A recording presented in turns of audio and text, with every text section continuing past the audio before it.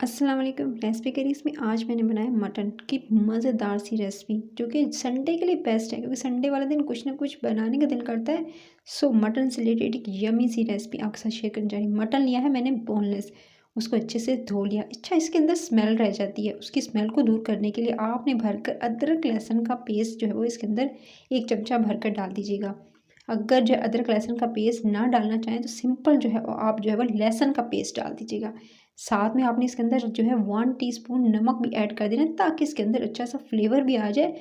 और स्मेल दूर करने के लिए इसकी यानी एक थोड़ी सी हीक होती है, उसको दूर करने के लिए अब आपने क्या करना है, इसके अंदर शामिल कर देना है अदरक लहसुन के पेस्ट को और अच्छे से मिक्स करना है।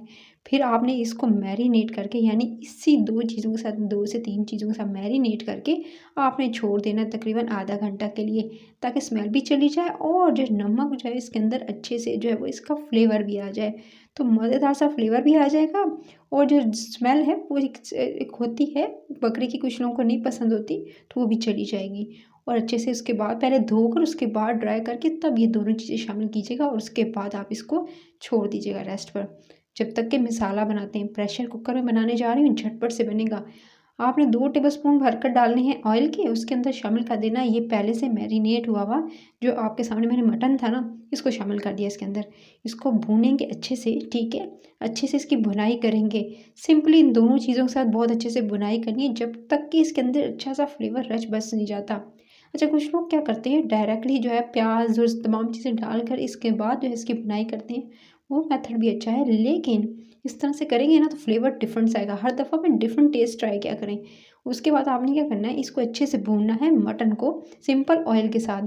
जब इस तरह से इसका कलर चेंज हो जाएगा ना, देख सकते हैं इसका कलर जो है वो चेंज होने स्टार्ट हो गया है। तो यानी इसका कलर जैसे अपने पानी में इसको थोड़ा पकने दें। जब अपने पानी में थोड़ा पक जाएगा तो इसके अंदर शामिल कर दीजिएगा अब आपने 2 अदद जो है वो बड़ी वाली काली वाली इलायची।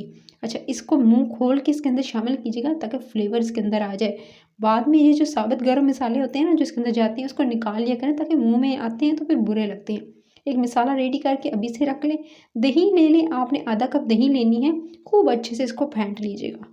अच्छे से फेंट लेने के बाद फिर आपने क्या करना है, देख सकते हैं इसके अंदर पानी वगैरह ऐड नहीं करना है, जस्ट आपने जो है आधा कप दही लेनी है। दही जो है वो आप जो है ज़्यादा खट्टा मत लीजिएगा। उसके बाद जो है इसको शामिल करना है। ज़्यादा दही इस्तेमाल करेंगे तो एकदम खटास आ जाती है आपकी करी के अंदर, सालन के अंदर। सो इसके अंदर आपने अदरक लहसुन का पेस्ट पहले भी शामिल किया था, इसमें भी आपने अदरक लहसुन का पेस्ट तकरीबन 1 टेबलस्पून भरकर शामिल करना है। मेरे पास टीस्पून था तो मैंने 2 दफ़ा डाला है। उसके बाद आपने इसके अंदर लीमू, आधा लीमू का रस जो है ना वो इसके अंदर स्क्वीज़ कर देना है। निचोड़ के डाल दिया लीमू को भी। लीमू का रस शामिल करने के बाद इसके अंदर नमक मैं शामिल कर रही हूँ, हस्बे ज़ायक़ा नमक 1 टीस्पून या हाफ़ टीस्पून शामिल कीजिएगा। भरकर आपने 1 बड़ा चमचा भरकर आपने धनिया पाउडर लेना है। उसके साथ ही आपने हल्दी लेनी है, आधा चाय का चमचा हाफ़ टीस्पून आपने टर्मेरिक पाउडर ऐड कर दिया। साथ में चली गई थोड़ी-सी मिर्ची। अच्छा, मिर्च जो है आप इसके अंदर ऐड कीजिएगा हाफ़ टीस्पून भरकर।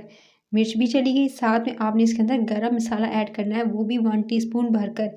तमाम की तमाम चीज़ें चली गई, साथ में आखिर में आपने इसके अंदर कुटी हुई काली मिर्च जो है वो हाफ़ टीस्पून इसके अंदर शामिल करके सारे मसाले को बहुत अच्छे से मिक्स कर लें। दही वाला ये मिक्सचर पहले से रेडी करके रख लेंगे ना तो ईज़ी रहेगा। प्रेशर कुकर में बन रहा है तो ज़ाहिर बात है मटन का फ्लेवर भी आएगा हर चीज़ का, क्योंकि मटन को एकदम गला देता है प्रेशर कुकर और तमाम चीज़ें एकदम जो है वो यकजा हो जाती हैं। सो फ्लेवर एक डिफरेंट तरह का आता है। और वैसे जो अगर आप नॉर्मल देगची में पतीले में पकाएं, ठीक है, आप कढ़ाई में पकाएं, उसका फ्लेवर डिफरेंट होता है गाइस। अगर देर तक गोश्त को पकाएंगे फ्लेवर उतना ज़्यादा अच्छा आता जाता है। कसूरी मेथी भी शामिल कर दी मैंने इसके अंदर, 1 टीस्पून भरकर कसूरी मेथी भी इसी दही वाले मिक्सचर में शामिल कीजिएगा। और जी, आपके सामने दही वाला जो मिक्सचर है वो रेडी है। एक और मिसाला बनाते हैं, 2 तरह के मिसाले बनेंगे, याद रखिएगा। दही वाले को भी साइड पे रख दें, उसकी भी ज़रूरत नहीं है। सबसे पहले आपने हरी मिर्ची लेनी है, मैंने 5 अदद छोटे साइज़ की मिर्ची ली है। अच्छा, ज़्यादा तीखी नहीं थी, इसलिए जो है आप देख कर इस्तेमाल कीजिएगा, कम ज़्यादा कर सकते हैं। प्याज लिया मैंने एक बड़े साइज़ का और उसको स्लाइस्ड करके इसके अंदर शामिल कर दिया। अच्छा, फिर टमाटर लिया है एक छोटा दरमियाने साइज़ का, वो भी कट करके इसके अंदर शामिल कर दिया। साथ में आधा नींबू का रस भी इसके अंदर शामिल कर दिया।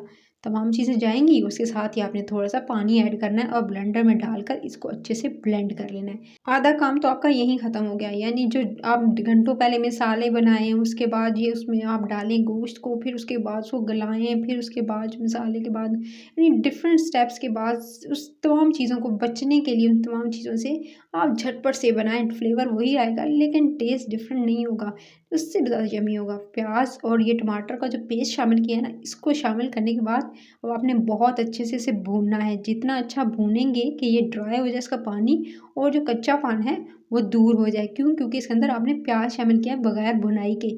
उसके बाद जब अच्छे से ये मसाला बन जाएगा तब दही वाला मिक्सचर जो आपने स्टार्टिंग में मैंने आपको बनाना बताया है, ठीक है? वो सब मसालों के साथ तब ये मिक्सचर शामिल कीजिएगा और जब दही वाला मिक्सचर शामिल करते हैं ना, तो आँच हल्की कर दिया करें, दही एकदम फट जाता है और क्या होता है कि दही के लम्स रह जाते हैं। सो उससे बचने के लिए दही शामिल किया, हल्की आँच कर दी, थोड़ी देर इसे हल्की आँच पे पकने दिया, उसके बाद आप इसकी अच्छे से भुनाई कर सकते हैं। दही फटेगा भी नहीं और आपकी ग्रेवी भी ख़राब नहीं होगी। देख सकते हैं परफेक्ट ग्रेवी बनी है। कहीं से भी आपको नज़र नहीं आ रहा होगा कि दही जो है वो इसके अंदर जो है उसके लम्स रह गए हैं या दही जो है वो एकदम फट गई है, नहीं ऐसा नहीं होगा। जब बिल्कुल गाढ़ा सा इस तरह से जो अच्छे से मैंने बुनाई की और अच्छे से आपके गोश्त की जब भुनाई हो गई ना, तब आपने इसके अंदर पानी लगा देना है। अच्छा, पानी लगाएँगे इसके अंदर 1 गिलास भर के पानी लगा दीजिएगा। क्योंकि क्या पता ये कितना टाइम लगाएगा गलने में, लेकिन प्रेशर कुकर में जल्दी ही गल जाएगा।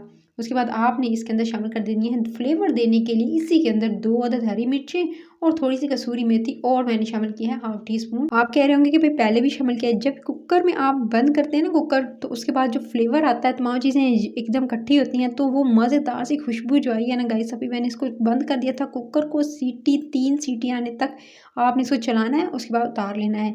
अच्छा, ये गोश्त बिल्कुल गल चुका था, 100% गल चुकेगा तब आपने आपने चूल्हा बंद कर देना है और आपके सामने मज़ेदार तरी वाला मज़ेदार मटन रेडी है। इंस्टेंट देखें, ना तो ज़्यादा मसाले भूनने पड़े, जस्ट 2 मसाले बनाए, इसके अंदर शामिल किए और झटपट से संडे वाला मटन कड़ी जो है वो रेडी है।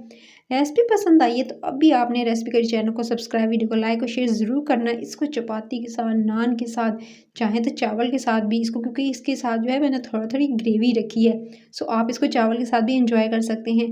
तो परफेक्ट संडे के लिए, परफेक्ट डिनर के लिए आपकी रेसिपी रेडी है। अपना ख्याल रखिएगा। Take care.